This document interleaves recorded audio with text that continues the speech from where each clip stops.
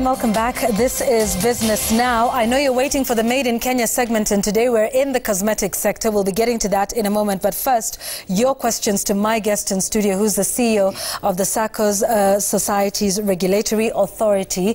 And let me get straight to the questions we have on Twitter. Hussein Mahad says, no, I'll get to Hussein's first in a little while. Let me start with John Echo, who says, do SACCOs refund savings to its members in case it collapses? And perhaps we can tie that to, because, you know, we all know of SACCOs in the country that have collapsed with member savings. And Vittorio Fontini Christie says, why does SASRA make noise only when a SACCO collapses? Can't you identify problems before they get out of hand? Maybe we can answer those two together. Thank you very much. One, SASRA as a regulator receives data on a daily, monthly basis to monitor. And I think the point I would say for SACCO members is to know one thing. Firstly, you are the owner, and you put in the leadership.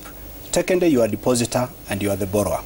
And that means you have immense responsibility to provide the primary oversight through your AGMs, the reports that you get, and even education opportunities are there. It's very important because no business just collapses. There is a series of decisions. But as a regulator, we monitor, provide guidance, give directives until now. But when you hear the noise, it's because it's attracting the attention of media, because there is a directive that we have now had to say this has to stop. The other times is require, you know, the board members to work with their AGMs members to resolve the issue, either by capitalizing, funding, restructuring, and all that. But remember, these are the owners. And that is how the cooperative model works. And of course, we work with the County Government Department of Cooperatives and other actors to make sure that the situation is corrected. By the time you hear a SACCO is collapsing, just like any other business, it may be after a lot of... Okay, but the complaint, I guess, is that they hear from you when it has collapsed, and perhaps don't hear that, okay, we have flagged SACCO A, B, C, and this is what we're doing, you know, to make sure that things don't get worse. Absolutely. I think that's a challenge we have for financial consumer institutions, is such that all that will be disclosed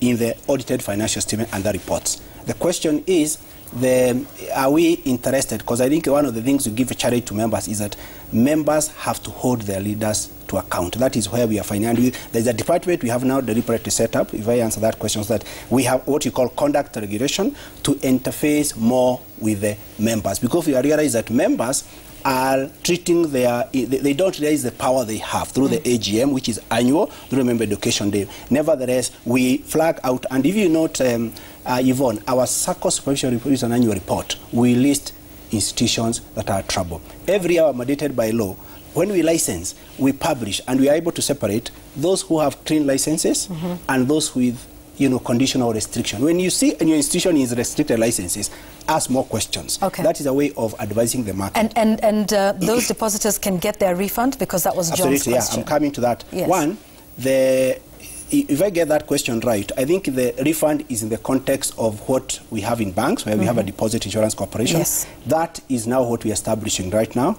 We are expected to set up in the next 1 year. We should have it up and running, because there is a legal framework, but there were issues with the industry we had to sort out. Now we have agreed on how that will form, provide what you call a deposit insurance mechanism, where there is a refund that can actually... So as of now? As of now, depositors are exposed? I would say they are exposed, but there is very interesting scenario, Yvonne, that many times a SACCO, you'll find that by the time SACCO is in trouble, the deposit are like 1 to 2 loans are more. Yeah. So you as a borrower, you've already borrowed so much, but there are always a few who will have a need, because like I said, we monitor and we try to do a lot of work guiding the institution. So I would say right now the situation is not what it ought to be. We are now fast-tracking the establishment of a deposit insurance, and it will be very unique, because unlike a bank where you can separate the depositor owners and lenders, I mean borrowers, owners, for the SACCO, they're all three. They're all in one. Yeah. So that's the area we are working on. How will this be worked out? But it's working, and you know, it's going to be there. George Muga is then asking, how does one reach out to SASRA as a member to report issues bedeviling an existing SACCO?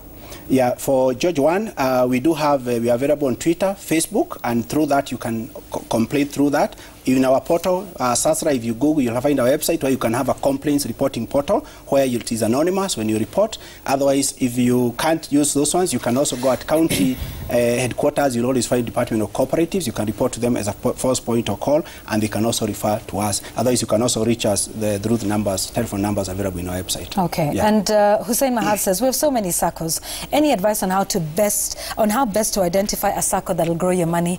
And I might add to this, and what fits your needs? Absolutely. I think the bit you have said is very critical, that as you identify a SACCO in the area where you work, in the industry you work, or where you live, identify that which is closer to your needs because of the common bond. And that is very critical. Then secondly, we do publish in our website. You'll find licensed SACCOs. That's a very good starting point to have, because there we rank by assets. They have a number of branches, so there's a lot of information. Before now you dive into what is it the return, because the most important thing is matching your needs. And there are a lot of SACCOs, like you have heard from there. SACCOs have branches across the country. They are in every county. So I think it's a question of, say, is it my profession? I want to join a SACCO that relates to doctors, all that. And they all have branches across there. And then refer, in our website, through the social media, you can also access, and you see we publish names of all the SACCOs in the country. And that becomes a good starting point as you engage the SACCO. You can identify 3, then you go visit them to actually hear what do they match your needs. Finally, it's a startup economy that we're in, and many young people are starting ideas, and some of them are able to get funding on the basis of an idea. So seed funding for many is, there's a growing need for this. Are SACCOs doing this? Is this a space you want to venture into, and what would it take? And as you answer that, how do you make SACCOs more appealing to young people? Perhaps it's a myth out there. You can tell us what the numbers look like, but SACCOs look like the ones for our fathers and mothers, which is not necessarily a bad thing, which you've got, a growing number of young people who are starting businesses and are looking to get seed funding. Are you attractive to this sector? Actually, Yvonne, it's surprising that the reality is that SACCOs attract the whole spectrum of our demographics. We did a study 2019, that report is available in our website, about demographic survey. It was launched in December 2019. And it's actually, they attract across all the spectrum. So it's a myth, it's a perception. And we have seen SACCOs that are now using digital and reaching out. Because like you say, in the community, you'll find that SMEs is old people, young people, and it's about the need. So you've seen a lot of change. And then there are those who are targeting specifically youth products, look at border sector and all that. They even have asset financing. So it's a myth, I would say that. But there is more to be done. Where I would agree with that is that the leadership generally, the leadership, you'll find generally is, unless it comprises majority of youth, you'll find that the old guards who have been there. And of course they come with wisdom, experience and all that. But we are challenging that, saying that can we have the face of the youth, even in the board, and you nurture them and get them. But in terms of business, there's a lot that across the spectrum. Your question of the venture, I would answer that question by saying that one, like you rightly say, venture capitalists, they fund an idea. And they came in because the traditional lenders were not. They want tested and tried businesses.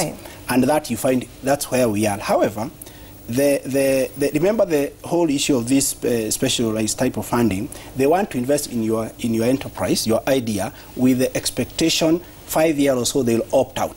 Okay? Now in a SACCO, there is no that option of, even because you don't trade their shares in the market. So by design, I would say that already limits. However, people with good ideas, we have seen SACCOs where they actually walk with you with your journey. You get a loan, you can get what they call the grace period and the like. We've seen that because, like you have seen a lot of, but the new economy, tech and all that, where is an idea, it's not tested, it's not, so you realize these people, they also come with capacity, because their boards will have people with idea, with expertise in that. Now, picture what you've seen there. Those people, that they may not have the capacity to evaluate your viability of your idea. And that's where we find that, as a regulator, I don't have a problem SACCOs playing in their space, because it will take time to build the capacity. But what we are seeing is that there is, with SACCOs growth, we are now seeing partnership with other institutions with the capacity to evaluate ventures that you want to fund. So it's an idea that will come, but I think the currently is that you have everyone in their space. We need diversity, and I think one has to stick with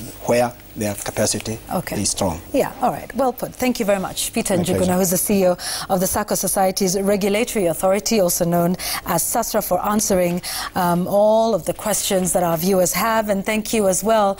Definitely something we'll continue to talk about. We've been discussing funding for SMEs, and you have seen the availability around the country. But we're not done yet, because it's time for our Made in Kenya segment. Now, Kenya remains a net importer of cosmetics. But Tony Airo says that he has what it takes to overturn this with his locally made hair products and fragrances. Edward Chua caught up with him for this week's edition of Made in Kenya.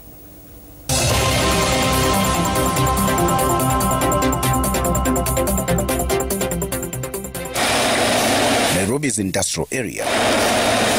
This is where Tony Airo, a fledgling cosmetic and fragrance brand, is hoping to conquer the multi-billion shilling beauty industry.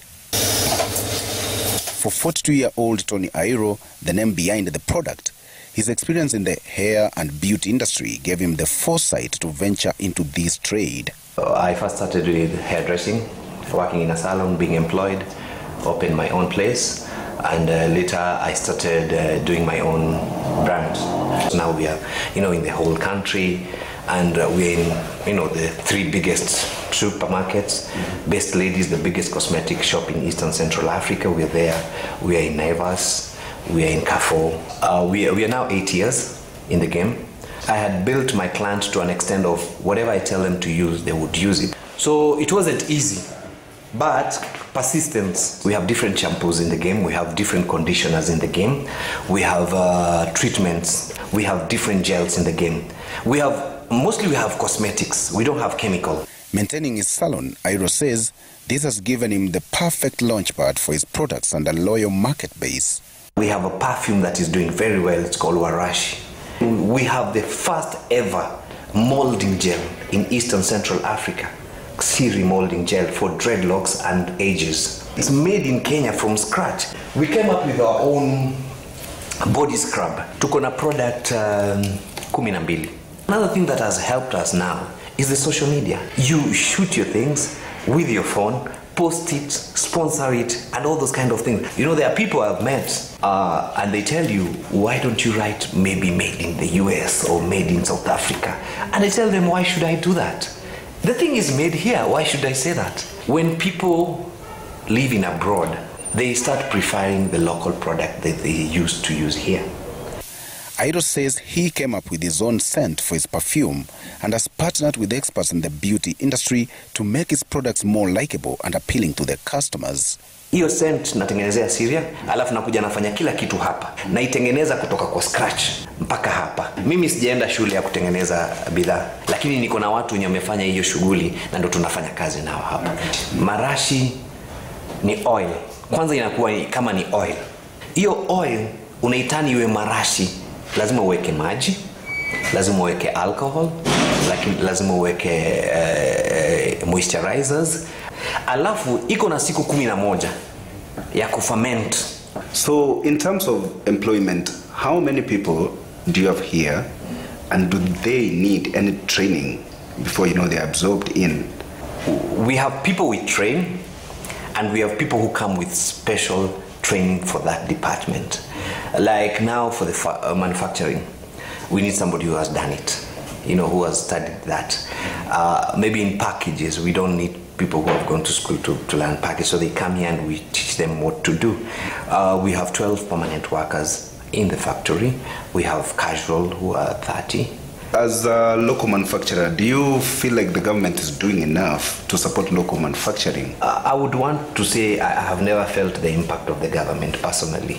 They have never helped me. How? Because there's an exhibition right now in Dubai, and I'm here. And my colleagues are also here.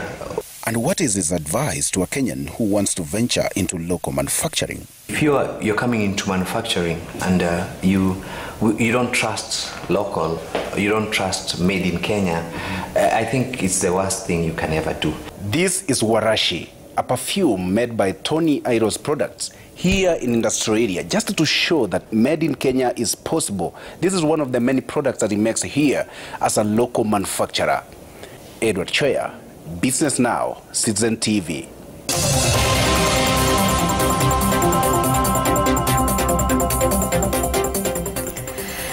That's right. I mean, Kenyans are doing everything: cosmetics, perfume, hair products, jewelry, you name it, clothing.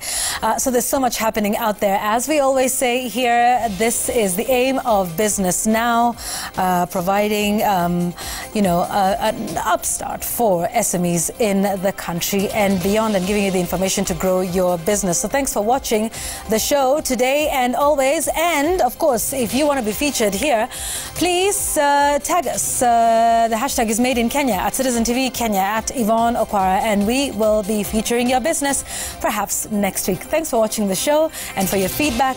I'm Yvonne Okwara Matole. We will see you again next week.